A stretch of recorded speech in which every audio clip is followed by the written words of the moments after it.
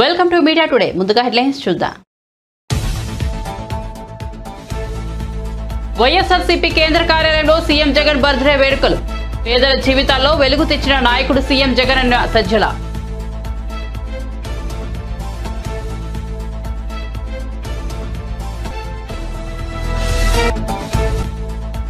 త్వరలో అమరావతి, తిరుపతిలో సభలు నిర్వహించి ఉమ్మడి మేనిఫెస్టో ప్రకటిస్తామన్న చంద్రబాబు. జనసేనతో పొత్తును ముందుకు తీసుకెళ్తామని వ్యాఖ్యలు.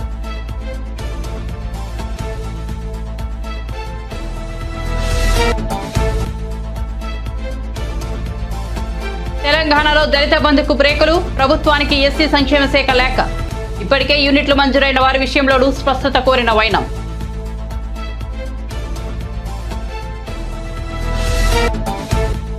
పల్లవి ప్రశాంత్ ఆయన సోదరుడికి 14 రోజుల రిమాండ్. జైలుకు తరలించిన పోలీసులు.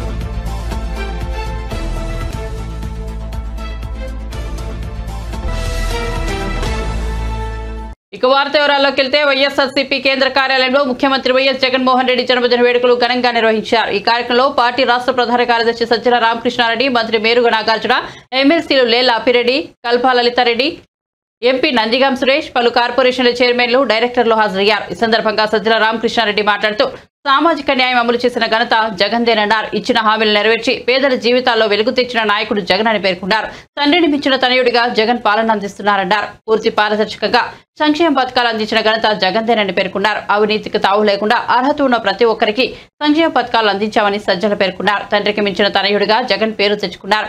పేదల చేయి పట్టుకుని నడిపిస్తున్నారన్నారు. ప్రతి గ్రామంలోనూ సచివాలయాలు, రైతు భరోసా కేంద్రాలు, ఆసుపత్రులు ఇలా అన్ని అందుబాటులోకి తెచ్చారన్నారు. అన్ని కళ్ల ముందే కనిపిస్తున్నాయన్నారు.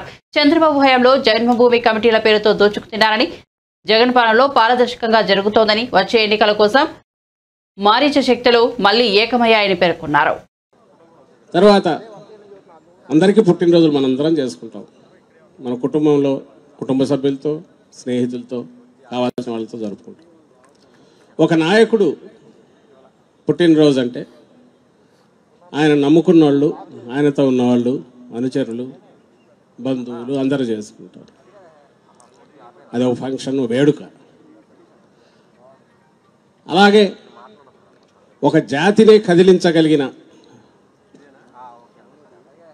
ఆ జాతి స్వప్నాలన్నీ తీర్చడం ఎట్లా అని నిరంతరం ఆలోచిస్తూ ఆ స్వప్నాలు సాకారం కూడా చేయగలిగిన శక్తి, సామర్థ్యాలున్న వారైతే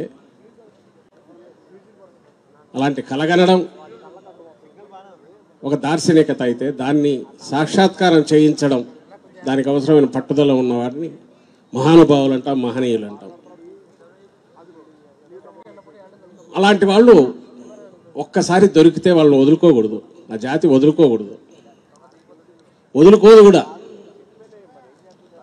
మనకు తెలుగు జాతిలో కూడా స్వాతంత్రం ముందు నుంచి ఉద్యమంలోంచి పుట్టుకొచ్చిన జాతి రత్నాలు ఉన్నాయి.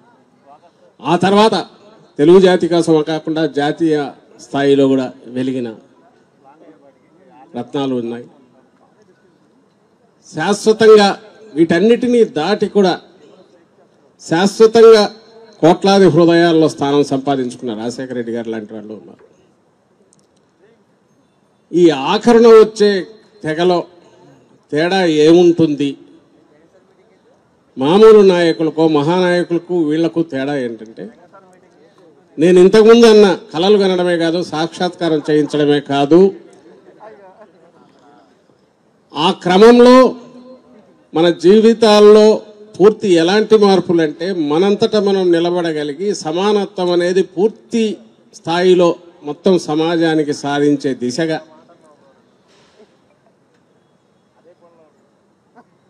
ఒక రాష్ట్రాన్ని నడిపించగలగడం అనేది, అది అందులో ఒక వ్యక్తి ఎలా సాధ్యం అని అనుకుంటే ఇదిగో ఇలా సాధ్యం అని సమాధానం చెప్పగలిగిన దాంట్లో మనకు 5 ఏళ్ల పాటే పాలించిన రాజశేఖర రెడ్డి గారు ఉన్నారు. ఇప్పుడు 5 ఏళ్ల పాలన పూర్తి చేసుకుని మరో 5 ఏళ్ల కోసం ప్రజల ఆశీస్సుల కోసం అడుగు ముందుకేస్తున్న జగన్మోహన్ రెడ్డి గారు ఉన్నారు. ఇద్దరు తండ్రి కొడుకులు కావడం ఒక విశేషమైతే తండ్రిని మించిన తనయుడుగా ఈయన ఈరోజు మన కళ్ళ ముందు ఇక్కడ ఉండడం అనేది మరో అద్భుతం. బహుశా పైన రాజశేఖర రెడ్డి గారు కూడా అంతకంటే ఏ తండ్రికైనా ఏమి గర్వకారణం ఉంటుంది, ఏముండదు. తాను ఏదైతే వదిలేశారో దురదృష్టవశాత్తు మధ్యలో తను ఏ యజ్ఞం అయితే మొదలు పెట్టారో దాన్ని పూర్తి స్థాయిలో ఈరోజు ఒక రంగుల కళను నిజం చేసి సమాజం ముందు మొత్తం ఆవిష్కరింపజేసి రాష్ట్రంలోని 4 కోట్ల మంది దాన్ని అనుభవించేలాగా. టీడీపీ యువకులం నవశకం సభలో చంద్రబాబు నాయుడు ప్రసంగించారు. వచ్చేది కురుక్షేత్ర యుద్ధమని, అందులో వైసీపీ ఓటమి పాలవడం ఖాయమని అన్నారు. త్వరలో ఉమ్మడి మేనిఫెస్టో తయారు చేస్తామని తెలిపారు. రానున్న రోజుల్లో అమరావతి, తిరుపతిలో నిర్వహిస్తామని, సభలు నిర్వహించి అమరావతి లేదా తిరుపతి సభలో మేనిఫెస్టోను ప్రకటిస్తామని చంద్రబాబు వెల్లడించారు. టీడీపీ జనసేన పొత్తులు ముందుకు తీసుకెళ్తామని, భవిష్యత్ కార్యాచరణపై అధ్యయనం చేస్తామని చెప్పారు. మీరొక అడుగు ముందుకు వేయండి, మేము 100 అడుగులు ముందుకు వేస్తామని, మీరొక త్యాగం చేయండి, మేము 100 త్యాగాలు చేసి ఈ రాష్ట్రాన్ని పైకి తీసుకోవడానికి ప్రయత్నిస్తామని చంద్రబాబు ప్రజలకు పిలుపునిచ్చారు. అలా కాకుండా మీరు చేసుకోండి మాకేంటి సంబంధం అనుకుంటే రాష్ట్రం నష్టపోతుందని, భావితరాలు నష్టపోతాయని స్పష్టం చేశారు. ఏపీ వైసీపీ విముక్త రాష్ట్రం కావాలి. జగన్ చేసిన పాపాలు రాష్ట్రాన్ని శాపంలో చుట్టుకున్నాయి. వైసీపీకి ఒక్క ఓటు వేసినా రాష్ట్రానికి శాపంలా మారుతుందన్నారు. జగన్ రాజకీయాలకు ఏమాత్రం పనికిరాని వ్యక్తి అని పేర్కొన్నారు. రాష్ట్రంలో ఓట్లు దొంగలు పడ్డారని, టీడీపీ జనసేన సానుభూతి పరుల ఓట్లు తొలగిస్తున్నారన్నారు. ఓట్లు ఉన్నాయో లేదో ప్రజలు పరిశీలించుకోవాలని చంద్రబాబు పేర్కొన్నారు. రాయించుకుంటే ఇది తప్పని అడిగితే రక్షించే నాదుడే లేడు. ఇప్పుడు కూడా నేను చూస్తున్న పోలీసులు వాళ్ళు కావాలని చేయడం లేదు. వాళ్ళ మెడ మీద కత్తి పెట్టి చేయకపోతే మిమ్మల్ని ట్రాన్స్ఫర్ చేస్తాం, విఆర్ఎస్ లో పెడతాం, ఏసీబీలో పంపిస్తామంటే భయపడిపోయి తప్పుడు కేసులు పెట్టి ఈరోజు అందరినీ వేధించే పరిస్థితికి వచ్చారు. ఈ మధ్య కాలంలో కొంతమంది నన్ను కలిశారు, కలిసి బాధపడుతున్నారు, ఏడుస్తున్నారు. మా దగ్గర తప్పుడు పనులు చేపించారు, ఈ తప్పుడు పనుల వల్ల మాకు చాలా బాధ ఉందని మానసికంగా కుంగిపోయే పరిస్థితికి వచ్చారు. కొంతమంది కావాలని రేపు ఒక రోజుందని ఆలోచించకుండా, మళ్ళీ ఎన్నికలు వస్తాయని ఆలోచించకుండా తప్పుడు పనులు చేయమంటే చేశారు. నేను ఒకటే చెప్తున్నా, అలాంటి వారిని మాత్రం ఎట్టి పరిస్థితుల్లో వదిలిపెట్టం. ఎక్కడున్నా సరే చట్టపరంగా వాడిని శిక్షించే బాధ్యత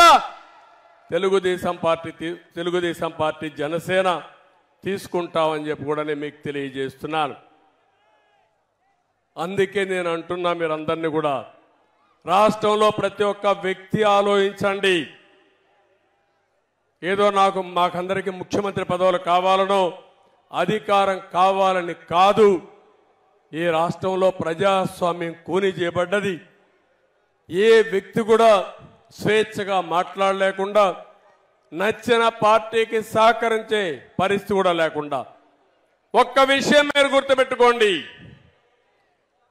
ఒంగోలులో మహానాడు పెట్టాం, బస్సులు రానియకుండా, మీటింగ్కి స్థలం ఇవ్వనీయకుండా నానా ఇబ్బందులు పెట్టారు.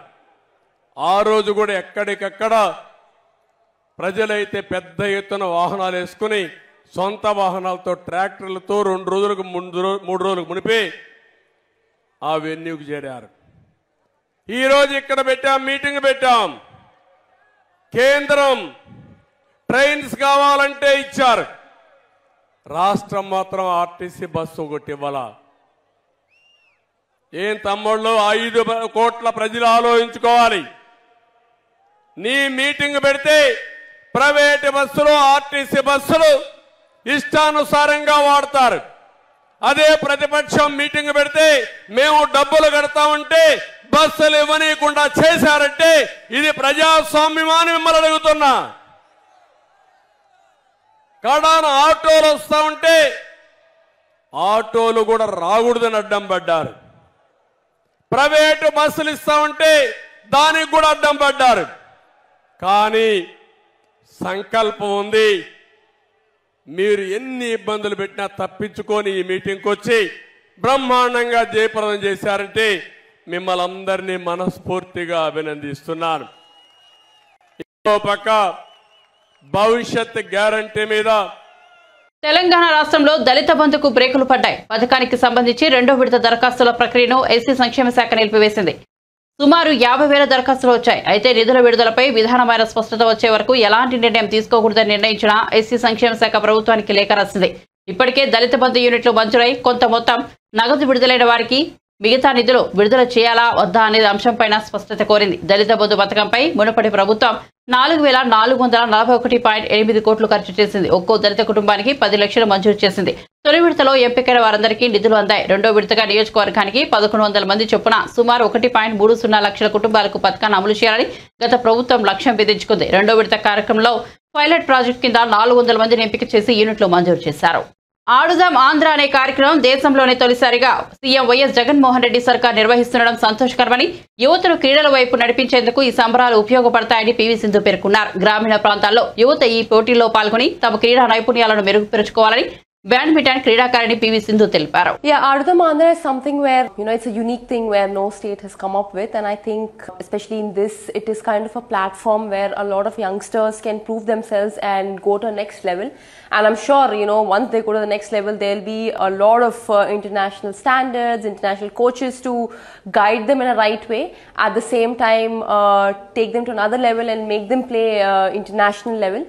So I think especially, Ardham Andhra is something where it is a platform that everyone can prove themselves, not just few of them or only particular people, but I think everybody can do it. Me being a badminton player, I can say one thing, that this is the time to prove everyone, and the most important thing is enjoy in what you do.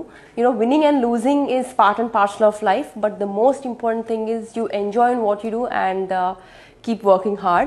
Once again, I wish each one of you who are participating in this Ardham Andhra all the very best.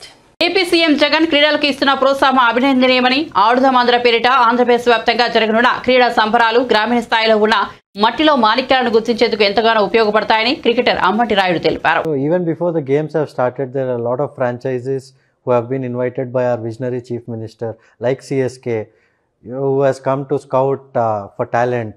And I hope that there will be a lot of cricketers from Andhra getting into the CSK team, as well as all the other franchises in the future, and also represent India. The main purpose of the whole event and the festival is to encourage talent, to find talent, as well as to develop a healthy lifestyle, and also unite the society into going into a right direction.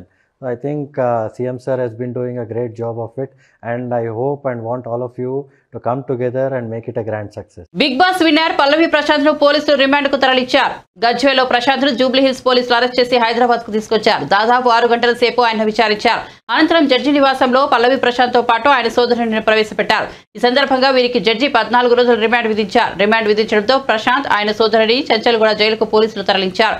Big boss finals ముగిసిన తర్వాత Annapurna studios ఎదుట పల్లవి ప్రశాంత్ అభిమానులు రచ్చ చేశారు. Big boss కంటెస్టెంట్లు Amar, Ashwini, big boss season 6 contestant Geethu Royal కార్లను ధ్వంసం చేశారు. అదే సమయంలో 6 ఆర్టీసీ బస్సు అద్దాలను పగలగొట్టారు. ఈ క్రమంలో వీరిపై పలు సెక్షన్ల కింద కేసులు నమోదయ్యాయి. ప్రభుత్వ, ప్రైవేట్ ఆస్తులను ధ్వంసం చేసినట్లు పోలీసులు పేర్కొన్నారు. మరోవైపు బిగ్ బాస్ షోలో పాల్గొన్న వారిపై కాకుండా కార్యక్రమ నిర్వాహకులు, హోస్ట్ పై వ్యవహరించిన నాగార్జునపై కేసులు నమోదు చేయాలని సిపిఐ జాతీయ కార్యదర్శి నారాయణ డిమాండ్ చేశారు. ఈ నెల 17వ తేదీ రోజు రాత్రి మన రోడ్ నెంబర్ 5 జూబ్లీస్లో ఉన్న అన్నపూర్ణ స్టూడియోలో Bigg Boss grand final event జరగడం జరిగింది. ఆ ఈవెంట్లో ఈ పల్లవి ప్రశాంత్ విజేతగా ప్రకటించడం జరిగింది. ఆ సందర్భంగా మనకి ఆ రోడ్ నెంబర్ 5లో చాలా పెద్ద ఎత్తున మాబ్ జమ అయిన తర్వాత అతన్ని మనము వేరే గేట్ ద్వారా ఈ గొడవలు జరిగే అవకాశం ఉందని చెప్పేసి అతనికి చెప్పి యాజమాన్యం వాళ్ళు, సంస్థ వాళ్ళు బయట పంపించడం జరిగింది. అతను చెప్పినా మళ్ళీ వినకుండా మళ్ళీ ఆ రోడ్ నెంబర్ 5కి రాత్రి మళ్ళీ తిరిగి రావడం జరిగింది. అప్పుడు పోలీసులు మేము ప్రత్యేకంగా అతనికి చెప్పడం జరిగింది, అతని వెహికల్లో అట్లా వెళ్ళొద్దని చెప్పినాం, ఎందుకంటే ఏదైనా సంఘటన జరిగే అవకాశం ఉందని గట్టిగా చెప్పడం జరిగింది. కానీ అతను వినకుండా అన్లాఫుల్ అసెంబ్లీ అంటే పెద్ద ఎత్తున అక్కడ వాళ్ళందరితోటి అతను ప్రొఫెషనల్ లెక్క తీయడం జరిగింది రోడ్ నెంబర్ 5 జూబ్లీస్లో. అప్పుడు అతనితో పాటు ఉన్న వాళ్ళు వాళ్ళందరూ కూడా అక్కడ ఉన్న ఒక 2 పోలీస్ వెహికల్స్ డ్యామేజ్ చేయడం జరిగింది, బందోబస్తుకు వచ్చిన వెహికల్స్. ఆ సందర్భంగా మేము crime number 780/2023 under section 147, 148, 290, 353, 427 read with 149 IPC section 3 of PDP act, 119/177 of MB act of case జూబ్లీస్లో కేసు సోమటలో కేసు నమోదు చేయడం జరిగింది. చేసి ఆ క్రైమ్లో మనం తేదీ 19వ తారీఖు రోజు ఒక అందులో ఉన్నటువంటి నేరస్తులైనటువంటి సాయి కిరణ్, అదేవిధంగా అంకెరావుపల్లి రాజు, అంటే ఈ వెహికల్స్ వాహనాలు ఉన్నటువంటి డ్రైవర్స్ అరెస్ట్ చేయడం జరిగింది. అదేవిధంగా ఈరోజు పల్లవి ప్రశాంత్, అదేవిధంగా అతని బ్రదర్ మహావీరంని ఈరోజు అరెస్ట్ చేయడం జరిగింది. వాళ్ళు కూడా అరెస్ట్ చేసి మేజిస్ట్రేట్ గారి దగ్గర ప్రొడ్యూస్ చేయడం జరిగింది. మేజిస్ట్రేట్ గారు వారికి 14 రోజులు రిమాండ్ విధించడం జరిగింది. సార్, ప్రశాంత్తో పాటు వాళ్ళ బ్రదర్తో పాటు ఇంకెంతమంది? ఇంకా చాలా మంది ఉన్నారు. అవి మనం ఐడెంటిఫై చేస్తున్నాం. ఎంత అనేది మనం సీసీ ఫుటేజ్ అవన్నీ అనలైజ్ చేసాను. చేసిన తర్వాత మనకి ఎంతమంది అనేది ఫైనలైజ్ అయింది. ఇప్పటి వరకు ఎంతమంది మీద ఎఫ్ఐఆర్ నమోదైంది సార్? ఇప్పుడు వరకు అంటే చాలా మంది మీద ఉన్నది, అది మనం సీసీ ఫుటేజ్ తర్వాత ఫైనలైజ్ అయింది. ఇప్పుడు ప్రస్తుతానికి బట్టి మనం ఈ కేసులో 4గురిని అరెస్ట్ చేయడం జరిగింది. సో ఇప్పుడు పల్లవి ప్రశాంత్కు 14 రోజులు రిమాండ్ విధించారు సార్ మేజిస్ట్రేట్? విధించారు. ఇక్కడ ఏ మేజిస్ట్రేట్ 17 సార్ ఓకేనా? ఉన్న కేసెస్కి వీటికి కాకుండా అంటే మిగతా ఆర్టిస్టులు కూడా వాళ్ళు సపరేట్గా కేసులు పెట్టారు, వాటితో ఏదైనా సంబంధం ఉంటుందా? ఇప్పుడు ప్రస్తుతానికి ఈ కేసు ఇన్వెస్టిగేషన్లో ఉన్నది. తర్వాత విషయాలు మేము చట్ట ప్రకారంగా అందరి మీద ఎవరైతే ధ్వంసం చేసిన పోలీస్ వాహనాలు, ఆర్టీసీ బస్సులు ఇవన్నీ ధ్వంసం చేసిన మనకి 2 కేసులు నమోదు చేయడం జరిగింది. వాటిలో అందరిని కూడా గుర్తించిన తర్వాత ఎవరైతే నేరానికి పాల్పడ్డారో వాళ్ళ మీద మన చట్ట ప్రకారం చర్య తీసుకోవడం. అవి మేము ఇన్వెస్టిగేషన్లో ఉన్నది. అవి ఇన్వెస్టిగేషన్ తర్వాత మళ్ళీ ఆ వివరాలు చెప్తాం. సార్, ఇట్లాంటి ఈవెంట్స్ జరిగినప్పుడు ఆడియన్స్కు మీరు ఎట్లా చెప్తారు పోలీసులు ఏం చెప్తున్నారంటే ఎవరైతే యూత్ ఉన్నారో వాళ్ళు ఇట్లాంటి జరిగినప్పుడు ఇట్లా మాబ్ మొబిలైజ్ చేసినప్పుడు ఎవరో చేసిన నేరాలకి వీళ్ళు కూడా కొంతమంది అక్కడికి వచ్చి మేము చూడటానికి వచ్చిన వాళ్ళు కూడా వాళ్ళు కూడా ఈ కేసులో వాళ్ళ పేర్లు కూడా వచ్చే అవకాశం ఉంది. కాబట్టి ఇట్లాంటివి జరిగినప్పుడు ఎందుకంటే అన్రూలీ మాకు ఎవరికి కంట్రోల్ ఉండరు వాళ్ళు, అట్లాంటి వాళ్ళు ఉన్న దాంట్లోకి వచ్చినట్టయితే వాళ్ళు పర్మిషన్ తీసుకోవాలి. అక్కడ స్పెసిఫిక్ ఇట్లాంటివి జరిగినప్పుడు ఏమైనా ప్రొఫెషనల్ది అని వితౌట్ పోలీస్ పర్మిషన్ అతను కూడా ఈయన పల్లవి ప్రశాంత్ కూడా జరగడం జరిగింది ఆ రోజు. అందుకని అందులో ఉన్నోళ్ళు వేరే చూడటానికి వచ్చిన వాళ్ళు కూడా వాళ్ళు ఎవరైనా ఇన్వాల్వ్ అయినప్పుడు వీళ్ళ పేర్లు కూడా వచ్చే అవకాశం ఉంటుంది. కాబట్టి ఇట్లాంటి ఈవెంట్స్ బయట జరిగినప్పుడు ఎందుకంటే ఎవరి కంట్రోల్ ఉండరు మాకు, అప్పుడు వాళ్ళు కూడా నేరస్తులు అయ్యే అవకాశం ఉంటుంది. కాబట్టి గమనించి ఎవరు కూడా ఇట్లాంటివి జరిగినప్పుడు అక్కడ జమ కాకూడదని మరి విజ్ఞప్తి తెలుస్తారు. ఆ జైలుకి వెళ్తున్నారు, అందులో వెళ్తున్నారు. సార్, ఇప్పుడు చాలా మంది బాధితులు వచ్చారు, వాళ్ళకి సంబంధించినటువంటి వాళ్ళు అనవసరంగా తీసుకొచ్చారు అనేటువంటి మైనర్స్ ఉన్నారా, వాళ్ళకి ఏం చెప్తున్నారు? అంటే ఎవరైనా మైనర్స్ ఉండని అందరూ ఎవరైతే నేరం చేశారో చట్టానికి అందరూ కూడా చట్టం ముందు అందరూ సమానులే. అందుకని చట్ట ప్రకారం వాళ్ళ మీద చర్య తీసుకోవాలి. ఇంతే కుటుంబ సభ్యులు కలిసే అవకాశం ఉంది. వాళ్ళు చట్టప్రకారం జైలు పోయి తీసుకొని పాస్ తీసుకొని వాళ్ళు కలుగుతారు. దానికి ఎందుకంటే వాళ్ళ అందరికి కూడా చట్ట ప్రకారం హక్కు ఓకే. కరోనా కొత్త వేరియంట్ JN1 కేసులు పెరుగుతున్నాయి. ఈ కొత్త వేరియంట్ వల్ల అప్రమత్తంగా ఉండాలని అధికారులు సూచిస్తున్నారు. తెలంగాణ సహా దేశీయంగా JN1 వేరియంట్ కేసులు పెరుగుతున్నాయి. బుధవారం తెలంగాణలో మరో 6 పాజిటివ్ కేసులు నమోదైనట్టు వైద్య శాఖ తాజా బులెటిన్లో తెలిపింది. వైద్య శాఖ వివరాల మేరకు కరోనా కొత్త వేరియంట్ కేసులు పెరుగుతున్నాయి. ఒక్కరోజే తెలంగాణలో 6 పాజిటివ్ కేసులు నమోదయ్యాయి. రాష్ట్రంలో ప్రస్తుతం చికిత్స పొందుతున్న వారి సంఖ్య 14కు చేరుకుంది. కొత్తగా నమోదైన కేసులని హైదరాబాద్లోనే ఉన్నాయి. ఈ నేపథ్యంలో ప్రజలు అప్రమత్తంగా ఉండాలి వైద్యులు అధికారులు సూచిస్తున్నారు. తెలంగాణలో 6 కొత్త కేసులు నమోదు కాగా ఒకరు రికవరీ అయ్యారు. రికవరీ రేటు 99.51% ఉందని వైద్య శాఖ వెల్లడించింది. ఏపీలో మరో 3 నెలల్లో ఎన్నికలు రానుండగా ప్రధాన పార్టీలు సన్నాహాలు ముమ్మరం చేశాయి. అధికార పక్షం వైసీపీ ఈసారి చాలా నియోజకవర్గాల్లో ఇన్ఛార్జీలను మార్చేందుకు కసరత్తులు చేస్తోంది. ఇటీవలే 11 నియోజకవర్గాల ఇన్ఛార్జీలను మార్చడం ద్వారా సీఎం జగన్ మిగతా నేతల్లో ఆందోళన రేకెత్తించారు. ఈ క్రమంలో సీఎం జగన్ను మంత్రులు గుమ్మనూరు జయరాం, పినిపే విశ్వరూప్, పలువురు ఎమ్మెల్యేలు కలవడం ప్రాధాన్యత సంతరించుకుంది. సీఎం జగన్ను కలిసిన వారిలో Razole Janasena rebel MLA Rapaka Varaprasad, Gajuwaka MLA Tippala Nagireddy, P Gannavaram MLA కోటేటి చిట్టిబాబు కూడా సీఎంతో భేటీ అయ్యారు. ఉచిత బస్సు ప్రయాణ పథకంలో భాగంగా 11 రోజుల్లో 3 కోట్ల మంది మహిళలు ప్రయాణం చేశారని తెలంగాణ ఆర్టీసీ ఎండీ సజ్జనా తెలిపారు. మహాలక్ష్మి ఉచిత బస్సు పథకానికి అనూహ్య స్పందన లభిస్తోందని తెలిపారు. ప్రయాణికుల్లో 62% మంది మహిళలు ఉన్నట్లు తెలిపారు. ఈ మేరకు ఆయన సోషల్ మీడియా ఎక్స్ వేదికగా పోస్ట్ చేశారు. ఈ పథకం అమల్లోకి వచ్చిన 11 రోజుల్లోనే రికార్డు స్థాయిలో 3 కోట్ల మంది మహిళలు బస్సులో ప్రయాణించారన్నారు. ప్రతిరోజు సగటున 30 లక్షల మంది మహిళలు రాకపోకలు సాగిస్తున్నారని, పురుషులతో కలుపుకుంటే మొత్తంగా ప్రతిరోజు 51 లక్షల మందిని టీఎస్ఆర్టీసీ సురక్షితంగా సంస్థ గమ్యస్థానాలను చేర్చుతోందన్నారు. ప్రయాణికుల రద్దీకి అనుగుణంగా కొత్త బస్సులను అందుబాటులోకి తీసుకురావాలని టీఎస్ఆర్టీసీ యాజమాన్యం నిర్ణయించినట్టు సజ్జనార్ వెల్లడించారు.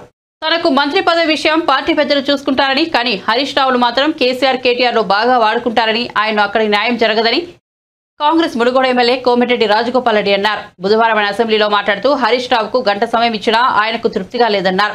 ఎందుకంటే ఆయనకు మేనమామ సాలు వచ్చిందని చురకలంటించారు. మాటలు చెప్పడంలో, అబద్ధాలను నిజాలు చేయడంలో హరీష్ రావుకు కేసీఆర్ పోలికలు వచ్చాయన్నారు. మాట్లాడేందుకు ఆయనకు చాలా సమయం వచ్చినప్పటికీ ప్రభుత్వంపై విమర్శలు సరికాదన్నారు. హరీష్ రావు తన పేరును వ్యక్తిగతంగా తీసుకున్నారని గుర్తు చేశారు. హరీష్ రావు గారికి గంట సమయం ఇచ్చినా గానీ హరీష్ రావు గారికి గంట సమయం ఇచ్చినా గానీ సమయం సరిపోలేదని అంటున్నారు. అధ్యక్ష సార్ కూర్చో సార్ హరీష్ రావు గారు హరీష్ రావు గారికి గంట సమయం ఇచ్చినా ఆయన తృప్తిగా లేరు అధ్యక్ష. ఎందుకంటే వాళ్లకు ఊళ్ళలో, మన ఊళ్ళలో ఏమంటారు అధ్యక్ష, మేనమామ సాలు వచ్చిందంట అధ్యక్ష. అంటే ఆయనకు మాటలు చెప్పడంలా, అబద్ధాలను నిజం మాట్లాడలా. ఆ కేసీఆర్ గారు ట్రైనింగ్ మాత్రం కేసీఆర్ కుటుంబ సభ్యులకు మేనల్లునికి మాత్రం చాలా పోలికలు వచ్చినాయి అధ్యక్ష. ఇంత సమయం ఇచ్చిన తర్వాత కూడా మరి గవర్నమెంట్ని ఇట్లా మాట్లాడడం అంటే ఏంటి అధ్యక్ష ఇదంతా? అధ్యక్ష నేను ఎందుకు చెప్తున్నా అంటే మన వ్యక్తిగతంగా నా పేరు తీసుకుంటే అధ్యక్ష, వ్యక్తిగతంగా నన్ను ఏమన్నాడు, నేను ప్రసంగానికి అడ్డు తగులితే ఏమన్నాడు, నువ్వు ఎంత మొత్తుకున్నా నీకు మంత్రి పదవి రాదు అని అన్నాడు అధ్యక్ష. సభా సాక్షిగా మైక్లో ఏమన్నాడు, నేను అడ్డుకుంటుంటే నువ్వు లేచి నిలబడితే మంత్రి పదవి రాదు, కూర్చో అన్నాడు అధ్యక్ష. అన్నాడు. నేనేమంటున్నా, నువ్వెన్నేళ్ళు కష్టపడ్డ తర్వాతే కష్టపడ్డ హరీష్ రావు గారు కేసీఆర్ తర్వాత కేటీఆర్ అవుతారు, కానీ నీకు మోసం జరుగుతుంది, కానీ వాళ్ళు ఏం చేయరు నీకు. నువ్వు మాత్రం ఎంత కష్టపడ్డా నిన్ను వాళ్ళు నీకు తండ్రి కొడుకులు వాడుకుంటారు తప్పితే నీకు అక్కడ న్యాయం జరగదు. అధ్యక్ష ఒక్క నిమిషం నాకు కంప్లీట్ అయిపోతుంది. ఒక్క నిమిషం నన్ను ఒక మాట అధ్యక్ష, నాకు క్లారిఫికేషన్ ఇస్తున్నా. నాకు మంత్రి పదవి రావాలన్నా వద్దా మా ముఖ్యమంత్రి గారు మా అధిష్టానం నిర్ణయం తీసుకుంటుంది. నిన్ను మాత్రం తండ్రి కొడుకులు వాడుకున్నంత అన్నట్టు మాక్సిమం వాడుకుంటారు అధ్యక్ష. నేను చెప్తాను అధ్యక్ష. ఇంకొక ఈ ప్రజాస్వామ్యం అల్లూరి సీతారామరాజు జిల్లా చింతపల్లిలో సీఎం జగన్ పర్యటన స్థానికులను ఇబ్బందులు గురి చేస్తోంది. చింతపల్లిలో ట్రాఫిక్ ఆంక్షలు విధించడంతో స్థానికులు ఇక్కట్లు పడుతున్నారు. పాడేరు డిపో బస్సులని సీఎం సభ కోసం చింతపల్లికి తరలించడంతో ప్రయాణికులు ఇబ్బందులు పడుతున్నారు. బస్టాండ్లో గంటల కొద్దీ వేచి చూడాల్సి వస్తోందని ఆవేదన వ్యక్తం చేస్తున్నారు. పాఠశాల విద్యార్థులను వణికించే తెరలో సీఎం సభను తీసుకెళ్లారు. చౌడుపల్లిలో సీఎం హెలికాప్టర్ దిగడానికి అవసరమైన హెలీప్యాడ్ నిర్మించడానికి భారీ వృక్షాన్ని నరికేశారు.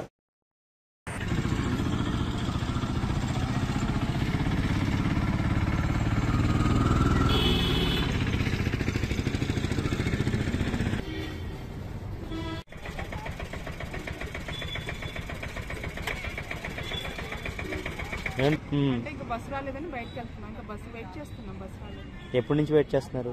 జస్ట్ ఒక 15 మినిట్స్. బస్సు రాలేదు. సార్ మేము ఇప్పుడు పాడే నుంచి వైజాగ్ వెళ్ళాలి సార్. వైజాగ్ పని మీద వెళ్తున్నాం. వైజాగ్ వెళ్ళాలంటే బస్సులు లేదు సార్. బస్సులు లేక చాలా ఇబ్బంది పడుతున్నాం ప్రయాణికులు, ఉద్యోగస్తులు. కానీ బస్సులన్నీ సీఎం కార్యక్రమానికి వెళ్ళిపోవడం వల్ల కొంచెం ఇబ్బందిగా ఉంది సార్. అంటే అర్జెంట్ ఉన్న వాళ్ళకి చాలా ఇబ్బందిగా ఉంది. మిగిలినవన్నీ కార్యక్రమానికి వెళ్తాయి కాబట్టి ఇబ్బంది పడుతున్నారు సార్ ప్రజలు. 6:30కు ఫస్ట్ బస్ వెళ్ళిపోయింది అరకు. అప్పటి నుంచి అరకు రూట్ అసలు బస్సులే లేదు. జీపులు, ఆటోల మీద వెళ్తున్నారు. అంటే ఇబ్బంది ఉందా? ఇబ్బంది ఇప్పుడు మా ఉపాధ్యాయులకు ఇబ్బంది. ఉపాధ్యాయులు మెడికల్ వాళ్ళు అందరూ వెళ్ళాలి. ఆడరన్నాక అందరూ ఇక్కడే ఉంటారు కాబట్టి ఆటోమేటిక్గా బస్సులు ఉంటే ఆటోమేటిక్ చేరిపోతాం.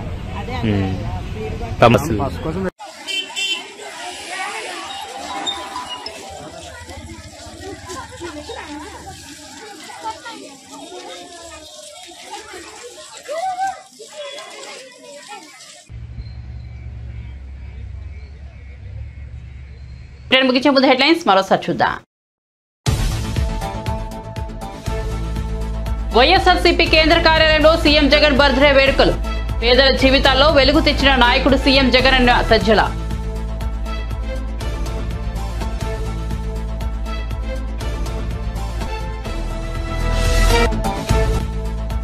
త్వరలో అమరావతి, తిరుపతిలో సభలు నిర్వహించి ఉమ్మడి మేనిఫెస్టో ప్రకటిస్తామన్న చంద్రబాబు. జనసేనతో పొత్తును ముందుకు తీసుకెళ్తామని వ్యాఖ్యలు.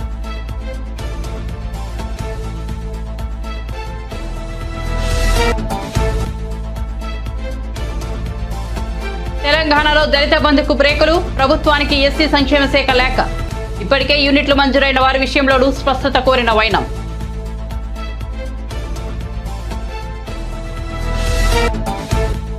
పల్లవి ప్రశాంత్ ఆయన సోదరుడికి 14 రోజుల రిమాండ్. జైలుకు తరలించిన పోలీసులు.